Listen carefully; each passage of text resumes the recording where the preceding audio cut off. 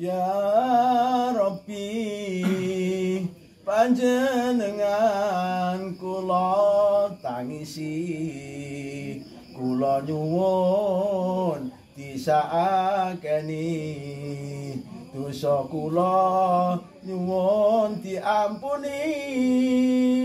Para santri putra lan putri mulai iki sregep ngaji kanggo sangu yen wis mati, yen ditimbali marang Gusti kabeh manusa bakal mati, yen wis mati terus diadusi diuduni diminyani dikocok karo kain mori dicekatin terus disolati dilebokke jero jempuri dikubur ning jero bumi jero kuburan rasane wedi sing lawat kabeh padha bali ora ana sing gelem ngancani ora ana sing gelem nunggoni amale kurang bakal rugi. Ya Allah ya Rabbi panjenengan kula kamisi, kula nyuwun disakeni, dosa kula nyuwun diampuni. Imame bertanya, aku imame Mbah Salafi malah bertanya aku, apakah yang dimaksud guru sejati gitu kan? Yang dimaksud guru sejati itu ya betul-betul guru yang sejati, guru yang mau mengorbankan diri bagaikan sebuah cermin, bagaikan sebuah cermin yang disinari. Disinari dia akan memantulkan cermin, memantulkan sinar.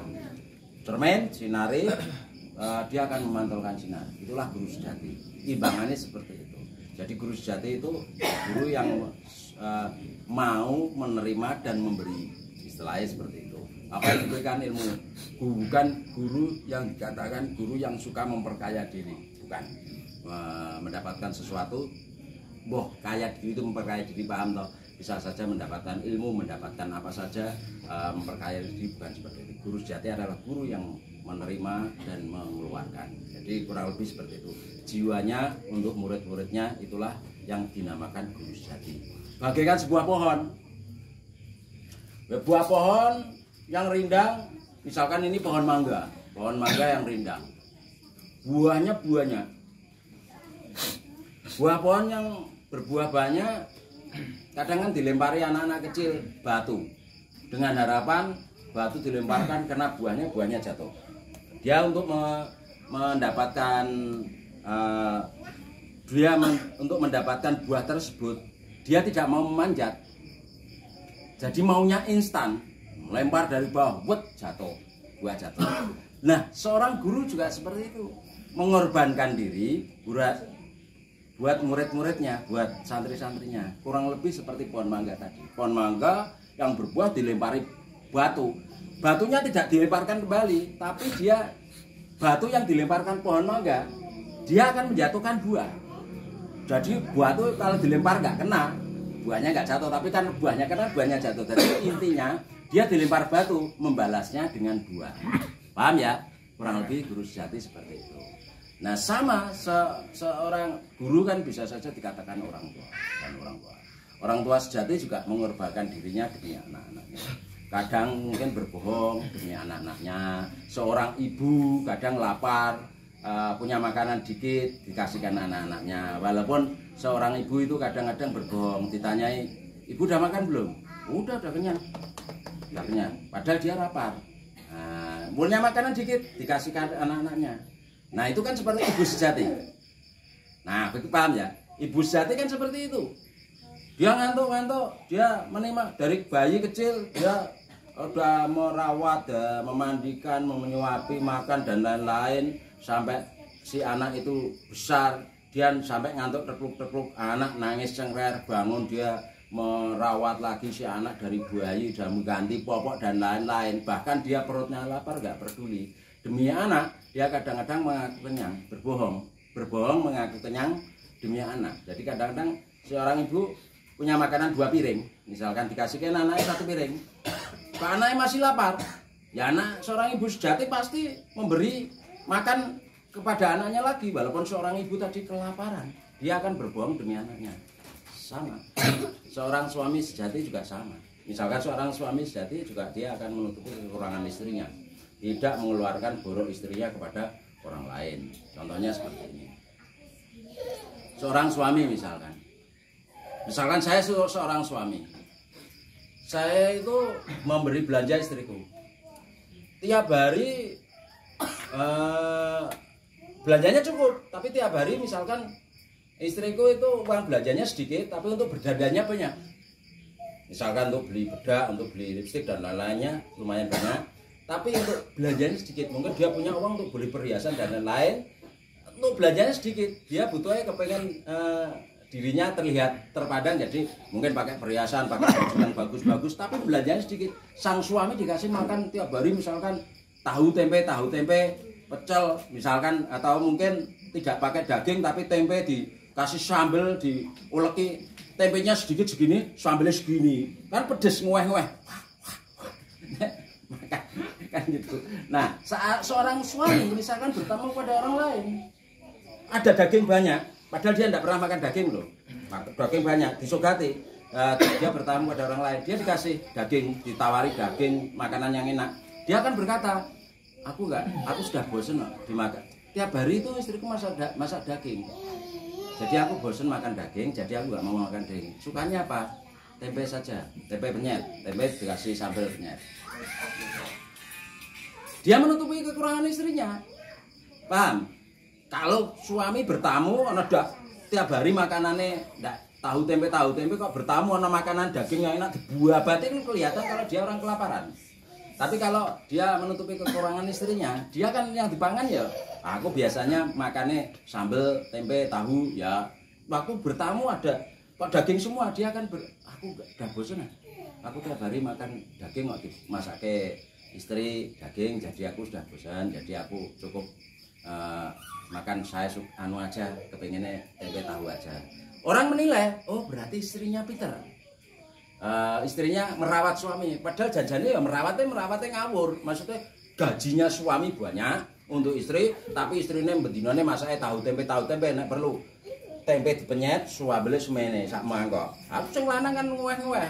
Nek tanya istrinya, "Loh suami ini kalau makan, kalau dimakan di rumah itu enggak pernah habis." "Loh kenapa?" "Keluargen enggak pernah habis, terlalu kekenyangan, jajannya gak kekenyangan, kepedesan." Kan gitu. Harus tempenya sithik sembale waki. Tapi dia untuk menutupi kekurangan seorang istri, dia akan seperti itu.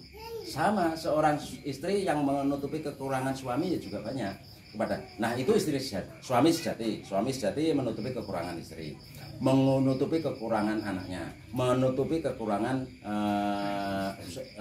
istri menutupi kekurangan anak dan suami. Seorang suami juga menutupi seorang anak dari istri, seorang guru juga menutupi kekurangan muridnya. Itu yang dimaksud guru sejati. Suami sejati juga seperti itu, istri sejati seperti itu, suami sejati seperti itu. Dia akan berkorban demi apa yang diciptakan. Nah, seperti itulah yang kurang lebih yang dinamakan guru sejati. Jadi intinya itu seperti itu. Nah, misalkan kok seorang guru, misalkan aku punya murid banyak, salah satu muridku nakal, mencuri misalnya. Si A misalnya salah satu dari muridku mencuri. Ada salah satu muridku bilang, aku aku kehilangan uang sekian, misalkan, entah uang atau barang sekian. Muridku saya kumpulkan, tak geledah semua, tak geledahnya nggak bersama-sama, satu-satu, panggil satu, tak geledahi. Itulah aku ketahuan, oh kamu yang mencuri, kan gitu. Nah, terus habis itu saya umumkan kepada murid yang lain, yang kehilangan tadi siapa? Kehilanganmu apa? Misalnya barang ini. Barang yang saya temukan di murid yang lain tak tunjukkan. Murid akan bertanya, yang mencuri siapa tadi? Pak Guru misalkan, dia tanya sama gurunya. Udahlah, kamu tidak perlu tanya yang mencuri siapa. Yang penting barangmu sudah ketemu. Yang mencuri siapa? Ya mungkin salah satu temanmu, tidak perlu saya sebutkan. Yang penting barangmu sudah ketemu. Kan begitu. Seorang guru sejati menutupi kekurangan muridnya. Suatu saat murid yang nakal tadi jadi orang orang kaya dan lain orang sukses. Dia menghadap kepada Pak Gurunya. Terima kasih Pak Guru. Selama ini saya berguru, kekurangan saya, aib saya tidak pernah ditunjukkan kepada. Saya dulu pernah mencuri barang, misalnya barangnya temanku si A. Tapi Pak Guru tidak pernah mengumumkan kepada kelompok bahwa barangku dicuri si A.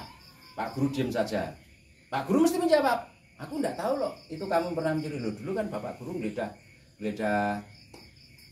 Aku kan menemukan barangnya saya curi loh. Aku geledahin, mataku terpejam ya. Muridku tak panggil satu persatu di ruangan, tapi kan mataku terpejam, aku geledah terpejam. Jadi barang sudah tak temukan, kamu pergi. Barang sudah temukan pergi, terus murid yang merasa kehilangan tak panggil, tak kasihkan. Aku tidak tahu. Misalnya tak geledah itu siapa tidak tahu karena mataku terpejam. Ibaratnya seperti itu. Dia menggeledah muridnya matanya terbang maupun terbuka, seandainya dia matanya terbuka juga hatinya harus ditutup. Hatinya ditutup seperti seseorang yang matanya terpejam. Jadi tidak bakal menunjukkan kejelekan si murid tadi. Nah, itu kurang lebih seperti itu. Nah, sama seperti seorang istri yang menutupi kekurangan suaminya. Misalkan seorang istri bertemu keluarganya saat dulu anaknya orang kaya, misalkan ketemu orang keluarganya.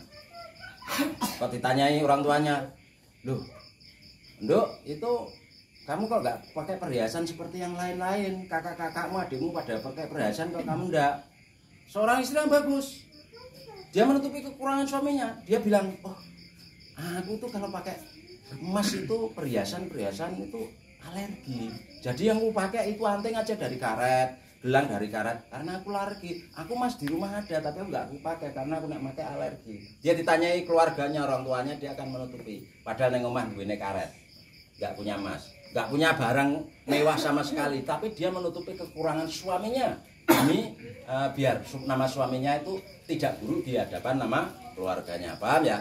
Ini seorang istri sejati menutupi kekurangan suami. Suami sejati juga menutupi kekurangan suami istri. Jadi jangan membuka boroknya kepada orang lain.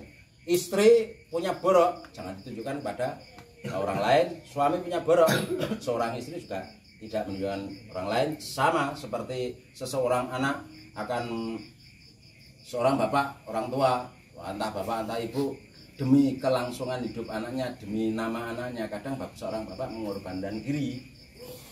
Seorang bapak, misal ini, seorang bapak membelikan mobil kepada anaknya.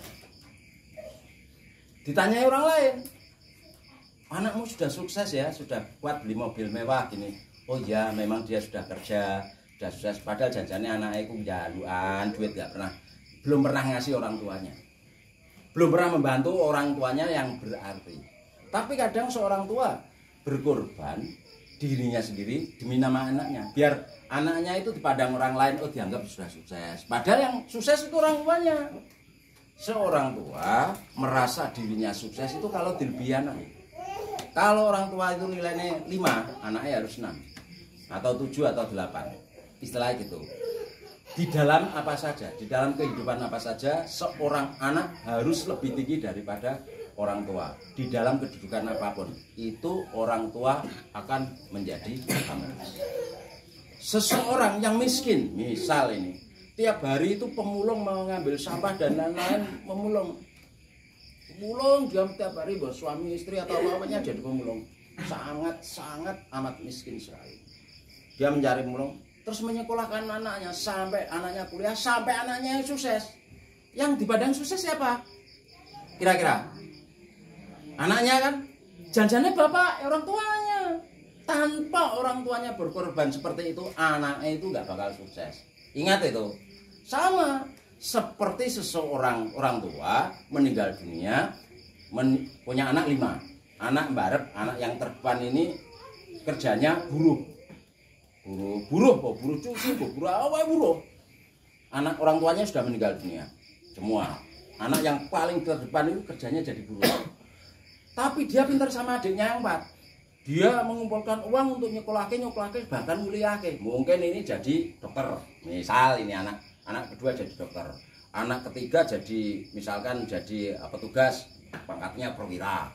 Atau misalkan nomor 4 jadi pejabat, nomor 5 jadi pengusaha. Yang dinilai anak 4, 2, 3, 4, 5. Bapak A punya anak 5, itu yang sukses 4, nomor 2 sampai 4. Yang nomor 1 tidak sukses. Enggak, begitu enggak orang nilai? Pada yang dibilang sukses, ya yang pertama ini. Tanpa orang yang pertama membantu adik-adiknya,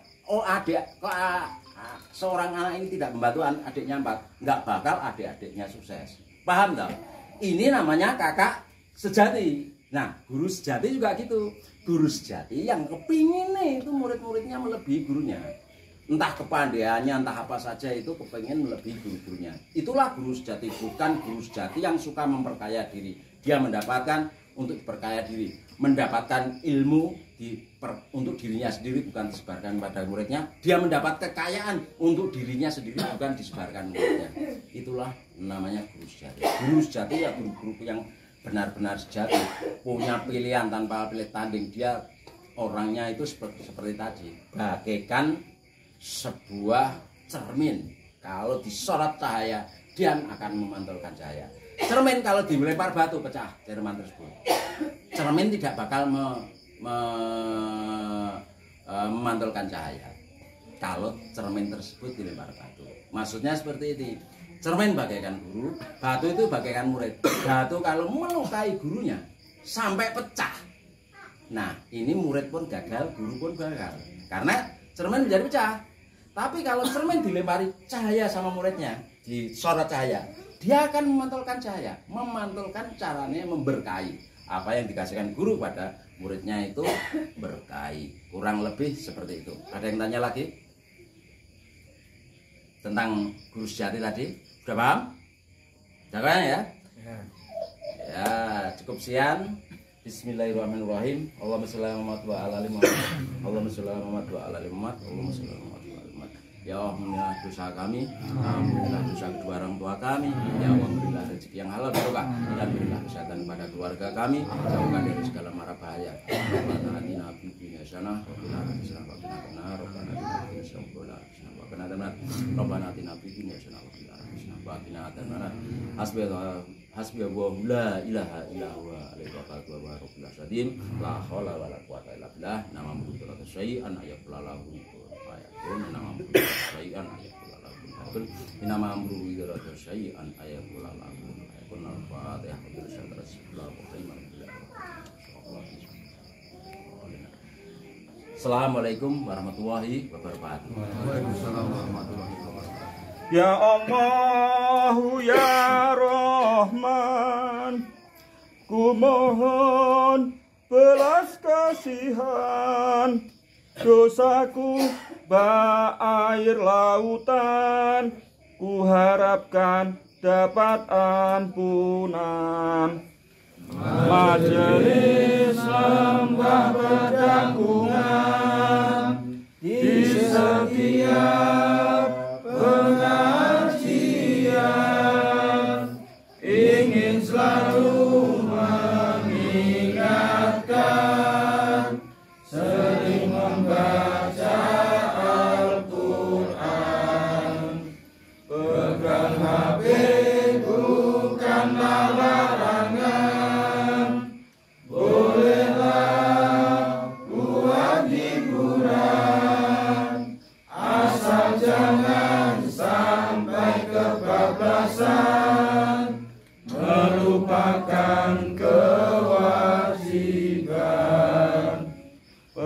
dan dari mas panembahan. Kematian bagaikan arisan, tiap insan pasti mendapatkan, duluan atau belakangan. Bedanya ini kawan, arisan ingin dapat duluan, kematian ingin belakangan. Itulah kenyataan. Ya Allah ya Rahman, ku mohon belas kasihan, dosa